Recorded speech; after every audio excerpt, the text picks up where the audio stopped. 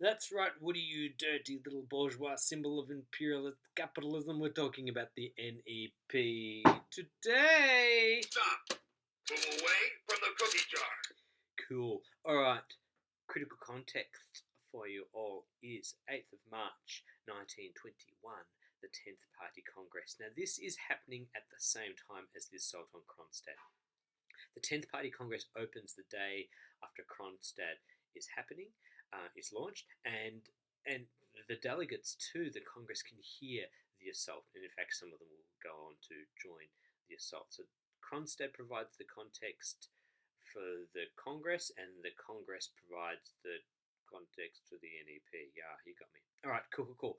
So the 10th Party Congress is the setting by which Lenin introduces the NEP and abandons war communism. It's very clear that the peasant uprisings, and really clear from Kronstadt, remember Lenin described this as the flash that, made things really a little bit obvious, okay, that they had to change. Things could not go on as they were. Lenin talked about the need for an economic breathing spell, the need to consolidate, improve, recover economically, and of course also to achieve political and social stability. So Lenin at the 10th Party Congress introduces the new economic policy, the NEP. The central elements to the NEP are as follows. Firstly, grain requisitioning is abandoned. The Prodrovetska is das vidanya. It's replaced by what's called a tax in kind. So the peasants are able to grow their own grain, keep their own grain. They just have to provide a certain percentage and a reasonable percentage of it to the government. After the economy is recovered, the tax in kind is replaced by a real tax, a tax in cash, like a tax in money if you'd like. Markets and private trading are reopened. So Stop! Move away from the cookie jar. Capitalism's back in a little bit of a way. Manufacturing industries, some smaller factories, okay, shops, all return to private ownership. So there's a reopening, a return to the market. In addition to that, Russia negotiates trade agreements with the West. So Britain is the first to do so in 1922. All the free stuff you got under war communism is abandoned. So you have to pay for everything again, like your transport, your mail, food. Okay, so the ration system is abandoned. A new currency is introduced. So we're back to the moolah. Not really that though, is it? So money is reintroduced so that hyperinflation is brought to an end with a new currency backed by the gold standard. And the militarized conditions of the workplace are abandoned. That's where also, let's make a bit of sense of that. Marty McFly, historian, describes this as, if war communism was a leap into socialism, then the NEP was a leap out of socialism. Stop! Move away from the cookie jar. But Lenin didn't actually justify it like that. It's not a case of, as Lenin doesn't say, right, we're going with capitalism. He argues that this is still a socialist framework. What Lenin said, and it was where he reassures his comrades that the Soviet government maintained control and ownership of what he calls the commanding heights of the economy. So that's heavy industry, banking, mining, and transport. So essentially, the NEP was a mixed economy where there was elements of free market and capitalism alongside socialist practices. Essentially, then, it's a return to state capitalism. And obviously a compromise too, and that's where historian Christopher Hill describes the NEP as a large-scale retreat, another breathing space, a Brest-Litovsk on the economic front. So in the face of crisis, Lenin was forced to compromise. Much like the Treaty of Brest-Litovsk, the NEP was also a crisis of ideology for many in the party, and particularly who had served in the Civil War. Right? What did we fight the war for? Many had been very pleased with war communism, seeing it as an end to the structures of capitalism. It even celebrated the hyperinflation. What was all that struggle and sacrifice for? And this is a great example of Lenin's role as a leader, that he holds the line. His force of personality allows him to weather the storm, and he is able to push agreement through for the NEP. Lenin argued about this too, explaining that the need was critical to have a if this is a retreat, that's the way Lenin described it, it needed to be done in a disciplined manner. And remembering there is a military crisis occurring at the time of the Congress in the Kronstadt uprising. So the NEP, when it's first introduced, is explained by Lenin as a tactical retreat.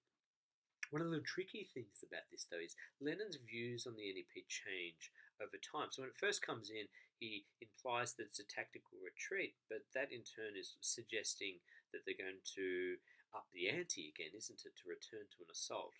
Will they go back to war communism, so to speak? However, later Lenin says this about war communism: it was not, nor could it be, a policy that corresponded to the economic tasks of the proletariat. It was a temporary measure. It's only at this time, too, after the fact that label of war communism it comes into popular use to describe what happened during the Civil War, where we were forced to do this by war and ruin. That's what war communism. Now we've got the NEP, which is what was the preferred approach anyway, as in state capitalism. Some in the party come to quite support the NEP. Nikolai Bukharin is its most vocal advocate, and he encourages peasants to enrich yourselves under the NEP. That doesn't go down at all well, and Stalin is one of the leaders who kind of helped to explain to the public that the slogan "Get Rich" is not our slogan. Stop! Move away from the cookie jar! Part of what Bukharin is saying, though, is the NEP provides a moderate, gradualist way that socialism could be achieved, that they're riding into socialism on the old peasant horse, is how he explains it. Others remain quite uneasy about it, so there's the turn of phrase, the new exploitation of the proletariat, that this is a compromise. Is a compromise with the peasantry, whereas the workers are missing out on many of the services that they're provided with. And something else that quite bothers too many of the more militant Bolsheviks is the emergence of NEP men. That is not a superhero, that is somebody who is a private trader. So people who would buy up goods and travel from the village to the towns to the cities, okay, and selling the goods for profit. Not very socialised, is it? Okay, alrighty then. So the NEP has got some elements that continue to bother a number of people, particularly rank and file ordinary members of the Communist Party. However, if you're going to assess it, the NEP on the whole was a success. It manages to turn the economy around. So by 1926-1927, most industries have returned to the levels that they were producing before World War I. So that's great. Some industries actually improved. So manufacturing and light industry experienced quite considerable success. Russia's producing more oil than it had under the Tsar. There's mixed results, though, in terms of different outputs. So heavy industry, and this is a critical one in evaluating the NEP, heavy industry lags, doesn't manage to take off. It's the issue, and that's really critical, because for the communists see heavy industry as a fundamental basis on building socialism. And it's unclear whether the NEP would be able to produce enough capital, cha-ching, you know what he's going to say, to continue to sustain the growth of the economy. The other element too that comes to this is what's going on in the agricultural sector. So the NEP allows for a recovery from the famine that emerged in 1921. It also is a major contributor to easing tensions that are related to the Greens movement. A little bit of a tangent to strikes rapidly decrease. But back to agricultural production. Um, Grain production rises to levels that are comparable to under the Tsar. Some things actually improve. So livestock, many peasants have got more livestock than they had before, and that improves. They're able to eat meat, more often than what they may have to, or are able to, use other livestock, to help plough their fields, etc., etc., etc. Diversity in crops improved too, so that's going to be a factor in improving the quality of soil and the peasants are growing more and very different things, so their diet is better. Overall, this is a very interesting point to make that by the mid 1920s, life for the average Russian peasant is better than it has ever been. That because of these improvements in farming and peasants are paying less tax than what they had under the Tsar, things are all right. Uh, Though that doesn't mean that there's an abundance of grain by which the government can use to vastly expand the economy, because typically many of the peasants are consuming a lot of what they're producing, so they're eating more rather than returning a vast surplus to the market. So that's a bit of an issue. And now we need to talk about the scissors crisis. So one final element of the NEP, which shows both an emerging challenge, is in 1923 Trotsky coins this term that he calls it the scissors crisis. That agricultural production was increasing, okay, but industrial production was struggling to keep up with that. And so what you had was the challenge where the price of grain was becoming cheaper, where the price of manufacturing goods was going up. And what would happen is, if that continued to go like a full set of scissors, would the peasantry reduce their production of grain to artificially drive up the price and creating a grain shortage crisis? That is not what the Bolsheviks want, and so price controls are introduced that bring together that. Happy days. Alrighty.